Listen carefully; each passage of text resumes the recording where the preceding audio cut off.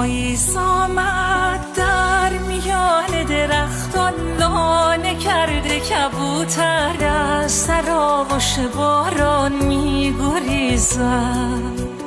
خورشید از غم با تمام غرورش پشت ابر سیاهی عاشقانه به گریه می نشیند. من با قلبی به سپیدی صبح با امید بهاران می روم به گلستان، همچو عطر عقاقی لابلای درختان می نشینم. شعر هستی بر لبانم جاری، پرتوانم آری، می روم در کوه و دشت و صحرا.